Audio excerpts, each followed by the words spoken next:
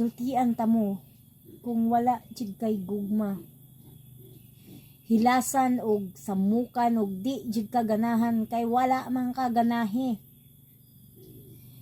Bisan pag muhilak pa na, bisan pa og maluya pa na hinilak o kaguol, di man jud ka ana makonsensya kay wa man ka ganahe. Na jud na. So bisan pag maimperno ka, bisan pag makasala ka, bisan pa og di jud ka mahadlok ang nag-imperno mga langga kung wala kay gugma. Kung wala jud kay gugma, di jud ka mahadlok og imperno. Basta usaon dili man pud nimo kuan man guna feelings, dili nimo kaya na ihatag ang maayong pagtanggad tungod kay naglagot mga ko kay giluod man ka, tungod kay wa ka ganahe imo na lang ikatulog, no?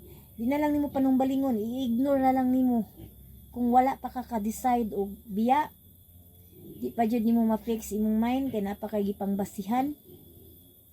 Mo nang magsige na lang kagkatulog ug naa siya kay ludon man ka. Unya, kana pong nahigugma, ug mabati na niya nang sige lang kang katulog ngayon ma-witness ug manotice kaniya, masakitan pud na. Nagantos biya pud. Isay relate, isay magawanani. This is content lang, no?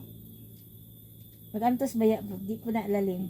Mas maayo ako, ma-prepare pa ko ako walay gugma nga, no?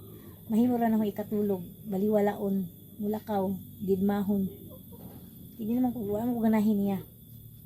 Pero kining nahigugma na, magantos